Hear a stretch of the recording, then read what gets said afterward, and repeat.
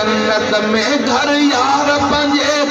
यार दिनो अदसो अचजो हाजी बकी वञजो हिकिड़ो कुर्ब कयो अचजो हाजी बकी वञजो नज़र सां लोचे लजो अथव गनी उस्मान जे वेझो जन्नत में घर यार पंजे के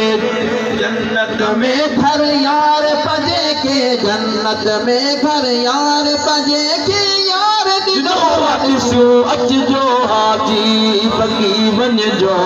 हिकिड़ो कुर्ब कयो अचजो हाजी बकी वञजो हिकिड़ो कुर्ब कयो अचजो दिल न सहे थी एडी वछोटी हिकिड़ो दफ़ो मुर्शिद मोती दिल न सहे थी एडी वछोटी हिकिड़ो दफ़ो मुर्शिद मोती सिंध सजी तोखे यादि कंदी सजी तोखे यादि कंदी सिंध सजी तोखे यादि कंदी सिंध सजी तोखे यादि कंदी ही बि रोई अर्ज़ रखियूं अचजो हाजी बकी वञजो हिकु कुर्ब कयूं अचजो हाजी बकी वञजो हिकिड़ो कुर्ब कयूं अचजो साजा भेज दस्तगीर जो नाम था सोहणल तो जा साहिब ज़ादा नाहिन दीन च कम था वेल नवादा सुभान अल्लाह सोहणल तो जा साहिब ज़ादा नाहिन दीन च कम था वेल नवादा फैज़ इहो भी जारी आहे फैज़ इहो ही जारी आहे फैज़ इहो भी जारी आहे ही भी अर्ज़ रखियूं अचजो हाजी बकी वञजो त हिकिड़ो कुर्ब कयूं अचजो हाजी बकी वञजो त हिकिड़ो कुर्ब कयूं अचजो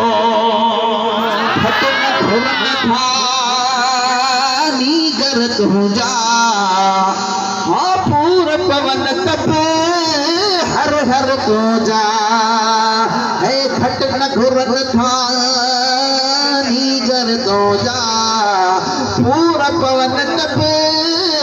हर हर तो जा तो फदरूदन जा पहुँचाए तो फदरूदन जा पहुँचाए तो फदरूदन जा पहुँचाए ही भी खैर फटियो अचजो हाजी बकी वञजो त हिकिड़ो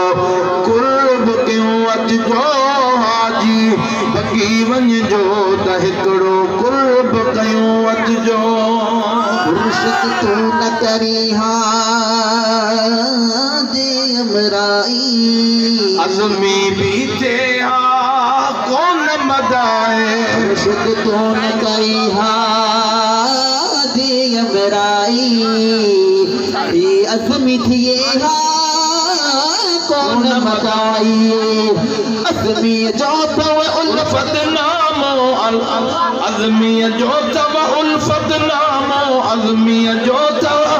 उल्फत नामो मेरा क्यों खपड़ियूं अचजो हाजी बकी वञजो हिकिड़ो कुर्ब क्यों अचजो हाजी बकी वञजो हिकिड़ो अचजो हाजी बकी वञजो हिकिड़ो अर्ज़ रखो अचजो देसो हुजे दिल पर के देसो हुजे मुर्शिद के अचजो हाजी बकी वञजो हिकिड़ो कुर्ब कयूं अचजो मच करे भेज दस्तगीर